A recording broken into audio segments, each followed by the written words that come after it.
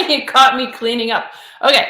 So, hi, it's Nicole. I'm back again, not just for positive impact for mind and body, but to give you the second installment for how to control your cravings and your mind and body to give you that weight loss management. A lot of us aren't even looking to like attain a goal over the holidays. Am I right? Hello? Hello?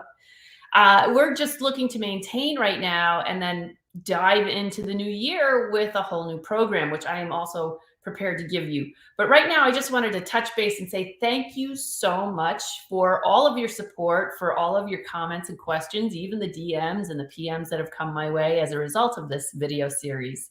I want to also say that this is all free.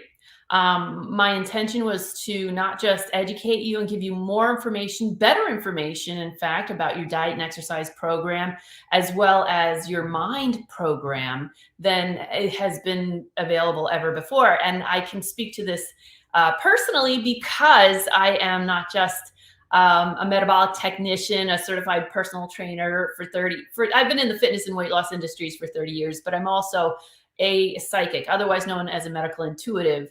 I do this work every day. I see people come and go and lose weight and gain weight back and then lose it again. So I just wanted to say thank you for joining me because I know it's a leap of faith. I know it's the kind of thing that you don't really want to waste your time on if you don't feel like it's really going to benefit you. But I can assure you, working the way I'm talking about working today is not only going to help you lose weight, but you are going to feel 10 times better than you have ever felt on any diet or exercise programs before. So my goal here is to have you wake up, right? Can you imagine waking up loving what you see in the mirror, totally naked? Yes, you can do this.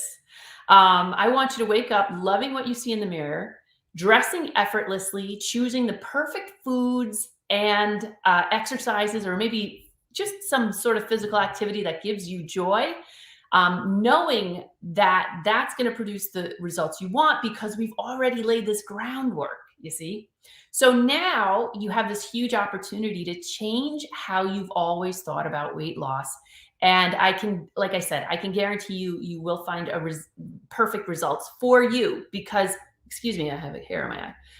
Because no one is exactly alike. And I think that's the biggest problem that we have today in our weight loss and fitness industries is that we assume that everyone is exactly like each other. So what we're doing today is we're going to piggyback off of the first video where I taught you the visualization about for mind and body and your weight loss process, where you drop into your body and you will land in an area of your body. And in that process, maybe you picked up a cue here or there about a word or a symbol or a color that was involved in that area. Now, I've taught this for many, many years, since 2001.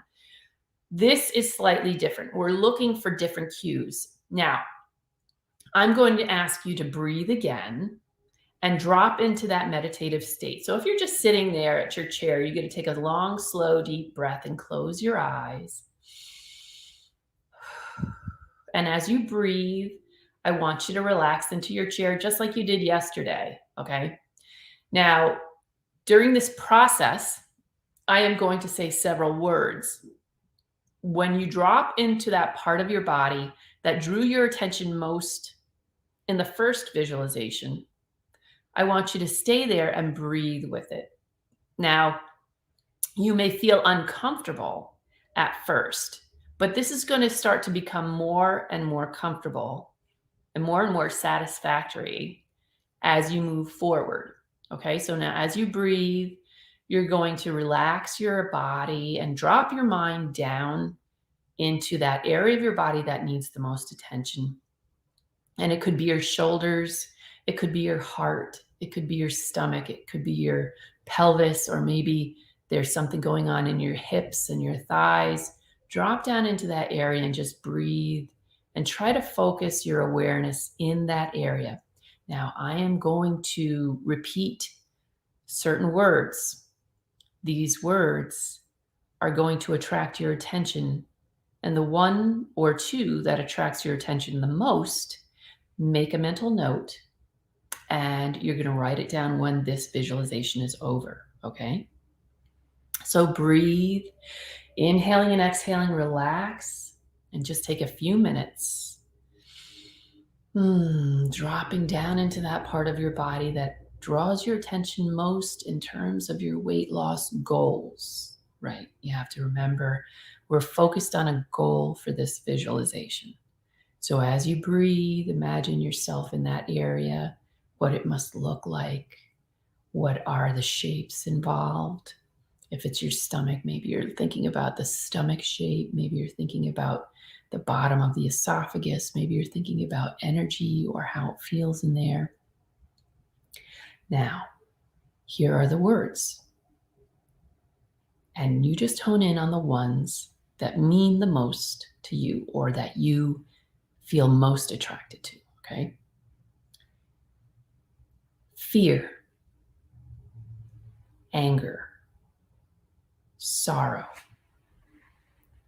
joy, anxiety, frustration, fury, depression, insecurity, lack of motivation,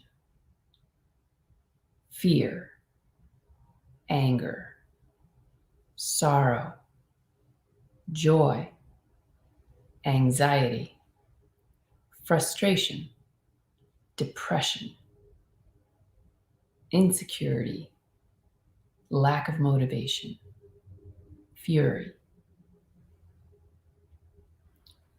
Sit with those words and imagine that the one that means the most to your weight loss process is visible before your eyes right now.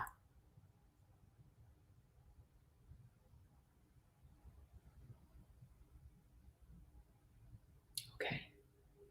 So take a few minutes, just breathe with this thought for a moment, write down the emotions that catch your attention the most during that brief little visualization. This is how fast it can happen. Write down those thoughts about the emotions that stood out to you the most. Okay. Now, why would that matter? You're probably asking yourself, like, why would how I emotionally feel affect my physical body? I'll explain.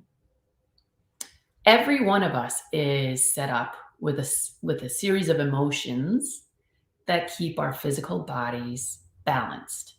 So each one of those emotions I talked about has an impact on your metabolism. Why? Because when we're happy, we're creating endorphins. When we feel cared for and secure, we have oxytocin and GABA and serotonin at our fingertips. When we're feeling that sense of security in our lives, that's the GABA. The sorrow, then we're in other words, all of these negative emotions set up the neurochemistry in such a way that it taps on the pituitary gland, which affects the amygdala and sends the wrong signals to your thyroid and your pancreas. They send the signals that you're in a state of fear, you're depressed, or you're angry about something. Those are the three top emotions that really can sabotage any weight loss or weight maintenance goal. So knowing those things, you might be wondering, how does it affect me? How does that affect me? Why would that affect me? Well, those emotions present in your daily habits as, guess what? Cravings. I did this segment for WTNH a while ago. Your cravings can actually dictate or predict the emotion that's affecting your metabolism the most. So, and I'll just run through this brief list of cravings that you might be having, and they run in three categories. Again, it's three major emotions. It's three major categories of cravings that can help us better understand what emotion is at play in our metabolic system. So the cravings are pretty well known. if you haven't had a craving by now, I'm pretty sure that there's one coming your way at some point during this holiday season, and I want you to be well armed. So we're going to get to that in a minute. But the cravings are salt. When you're craving salt, you're actually craving, if you're craving chips and things like that, you're actually craving emotional connection and intimacy. So think about it. If you feel kind of lonely, or if you feel as though you're separated from your tribe or your family, you might be craving a little more salt than normal. The other one is carbohydrates. So you might, if you're craving potatoes and breads and pastas and rice and things like that, white rice, you're probably craving a sense of security and the need to be cared for. So those those types of cravings can sabotage your overall weight loss goals. I mean, and this is outside of the obvious caloric gain that's going on at the same time. This is why I don't think people in our fitness or weight loss industries are really nailing what's going on, because they are only focused on their one perspective. They can't see the rest of the scope. I just have had the benefit of seeing the rest of the scope through different types of therapeutic training that I've been doing for 30 years. Okay, the last one is sugar, the most obvious one, right? Sugar. When we're craving sugar, we're actually craving a sense of recognition. And it might not be in an obvious way, like at work or, through something that you're creating and as an artist. It might be very subtle, like getting a hug from a child that you love, recognition that way. It could also be that you're lacking a sense of joy in your daily life and experience. There's something in you that needs that uplifting moment. So how better to do that than to eat a little sugar? And then you're like boosting your mind with endorphins and dopamine. So these are things that we can take a look at. Now, when you're talking about the emotions in relation to those cravings, think about, the salt craving, let's say, for instance. If you found that the emotion that drew your attention most was fear, you would think a lack of emotional connection might be depression, right? Because that would be kind of depressing not to be able to connect with people emotionally. But you might also be experiencing a sense of fear in relation to that connection. So maybe you didn't have too many good experiences in terms of emotional connection with other people, and you just prefer to stay kind of apart from, an intimate connection, that sort of thing. So you have to take a look at that. But the other one is like carbohydrates. That need for security, that need for feeling cared for may stem out of a fear. Okay. Do you see what I mean? It's all starting to kind of come together. And these are the things that people aren't talking about right now that do affect your metabolism, aside from boost your metabolism. I could tell you all the cliches about your metabolism. Let's boost your metabolism, trick your metabolism. Let's get your metabolism to move the way you want it to. It's not about that. It's not trying to go slow. It's not trying. Your metabolism is not trying to sabotage you. You're just not listening. You're not listening to the emotional mental cues that are happening in your mind that are affecting your metabolism. So as soon as we start to pay attention, then the metabolism starts to move, chug along like a fine-tuned, train. It's already pre-programmed to do exactly what it was meant to do. And there's nothing stopping it now. So that's the whole point of this, is that we're always kind of working at it from the outside. What can I do exercise wise? What can I ingest? What can I force my body to do or feel or say? And it's not about that. It's about understanding what's happening first before you can adopt a new habit and love it. So that's my whole point of doing this video series, because there's so much really bad information out there. And let me tell you, there's good information too, but it's coming just from the perspective of a nutritionist, or it's coming just from the perspective of a personal trainer, or it's coming just from the perspective of someone who's done it before. Honestly, you are an individual. Your process in your mind and your body is unique to you. So no one's going to have your answer except for you. Okay, I hope this is making sense. You're the only one who's going to have the right answers for your weight loss success. So just keep that in mind. But in the meantime, I want to acknowledge that maybe you have tried a million things in the past and they haven't worked. Okay. This is And I believe you when you say you've spent thousands of dollars on these things. And I believe you when you said, you spent thousands of hours on these things. But this is something that I swear to you, once you start working with, you're going to start to see a change, not just in your weight and how you feel and the inflammation or lack of inflammation you'll have after this process, but also how you feel emotionally. You're going to feel more connected. And bar none, everyone I've ever worked with says they feel emotionally lighter. They sleep better at night. They think of things as a more positive experience instead of focusing on the negative. It's a total and complete transformation of mind, body, and soul. And I can guarantee that. So, so we need to refocus your attention on the things that are going to work and not the things that are not going to work. Okay. So just, diving into a keto, a paleo, a South Beach diet, an Atkins, a Pritikin right after the holidays is not going to work permanently. And I can guarantee it. You're going to have a lot of problems sticking to something that your mind and emotions aren't prepared for. So let's get this groundwork laid now, right? Our objective is to prepare ourselves, not gain any weight through the holidays, but prepare our minds and bodies to be ready for the things that we are going to change in the new year. And it's not going to be anything huge that you have to make massive change for, because historically that has never worked.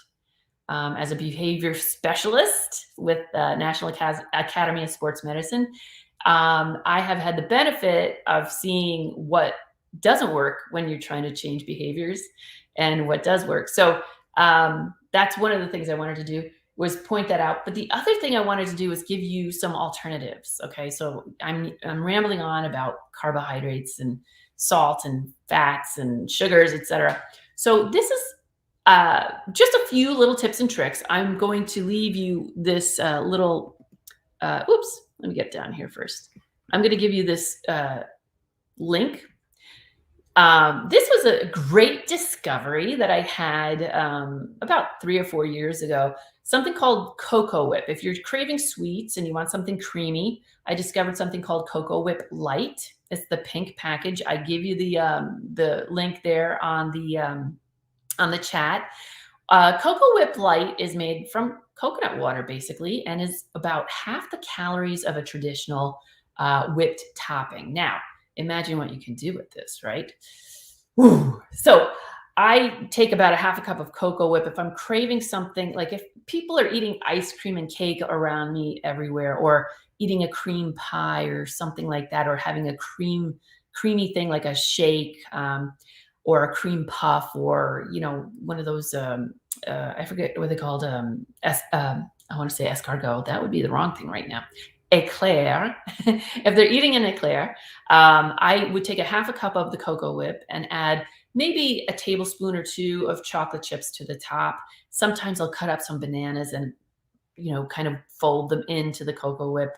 It's a delicious, fulfilling, satisfying alternative to a sweet. Okay. Now, the other thing I have here is if you're craving like salted chips or putting salt on everything, the one thing that I find is very helpful is just having a bowl of your favorite nut. These are cashews. They're lightly salted. They're not heavily salted, but they satisfy that salt craving, as well as introducing more protein into your system, which tends to balance things like sugars and salts within your system. The other alternative that I like for sweet things are things like this. These are cranberries. Craisins rather. That's my favorite go-to. Now you can imagine you could do some strips of celery with peanut butter and a few of these plopped down the middle. Sometimes, I look forward to that more than anything. Just knowing that I'm increasing some fiber in my system with the celery touching on the sweet thing with the craisins, but also getting more protein with the peanut butter. Okay. So that's a fantastic way to use an alternative for the sweet, salty, as well as carbohydrate craving. Because every time, like I said, every time you eat a protein, you're actually balancing your own blood sugar. So you're not looking for the thing to help you spike it. All right. And this is crucial to another piece of advice. When you go to a holiday party and you're not sure what's going to be served there, just keep a bag of some of these things in your car, snacking on it on the way to the party. Okay. If it's a dinner party and you're noticing that there's a lot of like rice and thick, gooey potatoes and things like that, do this. Make a habit of eating the protein first. Eat the chicken, the steak, the turkey, whatever it is, the ham. Eat the protein first because, like I said, that will help balance your blood sugar. And then you won't be overeating all the carbohydrates first. And then, oh, as an afterthought, eating the protein. Okay. Eat the protein first. The other thing I like to do, which is kind of like a generalized satisfaction for sweet, carbohydrate, fat, and salt altogether, are these great nut clusters by Kirkland's at Costco. I love the combination. They also have pumpkin seeds in here and sunflower seeds in here, things like that. But it's a very light coating of a drizzle of a sugary glaze, but it's not enough to like make you choke. It's just enough to kind of crave that sweet thing. And it's, again, introducing the proteins into the system that you need to help curb that craving. Okay. So anyway, I want to thank you so much for being brave and attempting something different other than a change of diet and or exercise to help you maintain your weight through the holidays and lose it after the holidays. This is so exciting to me for me to be able to teach people. So if you happen to like this particular video, or if you like the first one, or if this is the first one you've seen, go back and do the first one, because it does show you a visualization that will help you better understand this video. But if you happen to like this video, I would love it if you sent along your comments, your questions, or any perceptions you had about it. Maybe I'm skipping over something that I think is pretty obvious, but you need additional clarification on. And also share this.